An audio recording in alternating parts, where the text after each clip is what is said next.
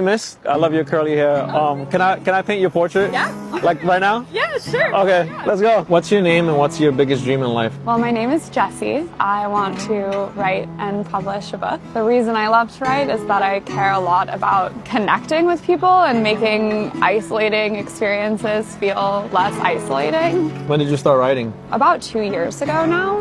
My mom was diagnosed with ovarian cancer. I haven't really figured out the I'm so sorry to hear. the past tense version of that, but I have two moms who are just pretty amazing people. Yeah. They were lesbians who met in the early 80s at an AA meeting. Iconic. Yeah, truly iconic women. Used a sperm donor to have me the year that it became legally possible for two women to have access to a sperm donor.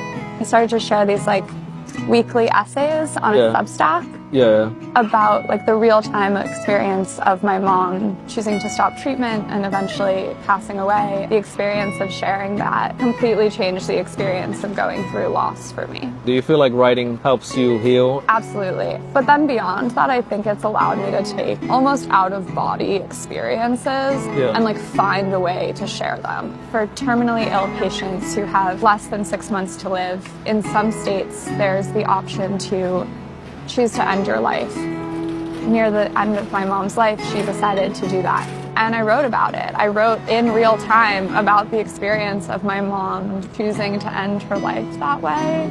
Yeah. I never would have known how to process that truly out-of-body experience if I hadn't been putting it in writing as it was happening. I can't even fathom that. That is such a heavy thing to go through. Are you going through therapy?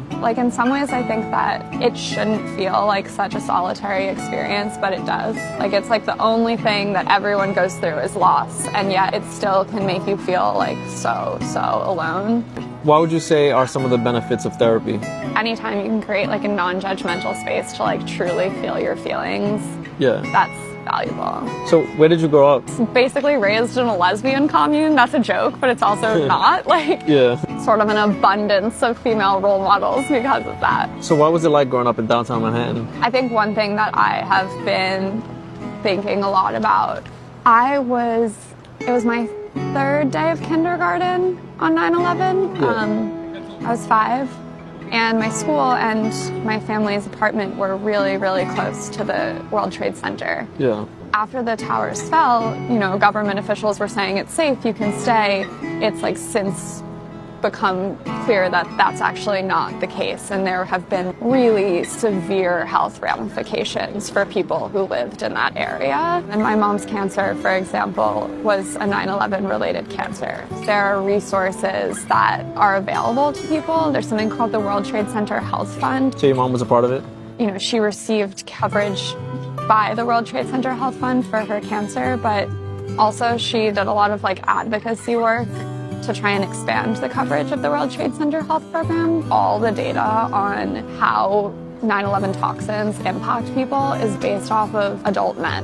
Yeah. And environmental toxins impact women and children really, really differently than they impact men. I testified before a CDC committee about the need for expanding that, and I just think there are a lot of illnesses that are only going to impact women and children, infertility, for example.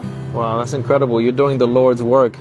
How was it testifying? Were you nervous? When I was 13, I actually testified on behalf of same-sex marriage. I think I was more nervous as a 26-year-old than I was as a 13-year-old. If you could give your 18-year-old self advice, what would it be? Talk to strangers.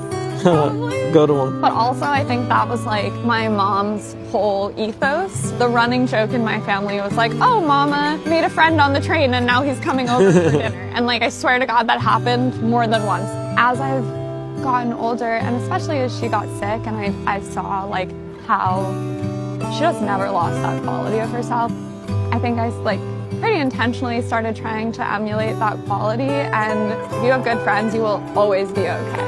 I definitely agree with that. I just love genuine people. I feel if you have good friends, you will always be okay. What message do you think the world needs to hear right now? Try and understand people who disagree with you. Don't get stuck in your own version of reality such that you lose sight of trying to figure out what's true. Yeah. Sort of like talk to strangers. Just try and broaden your own perspective rather than narrowing it. All right, Jessie. Thank Okay. you for sharing your life with me. This is my interpretation of your life. Oh my God! Wow! I can't believe you just did that. Yeah, thank you so much. Oh wow! This was so fun. Thank you. Thank you for being so vulnerable and open. Oh my God! Thank you. Wow!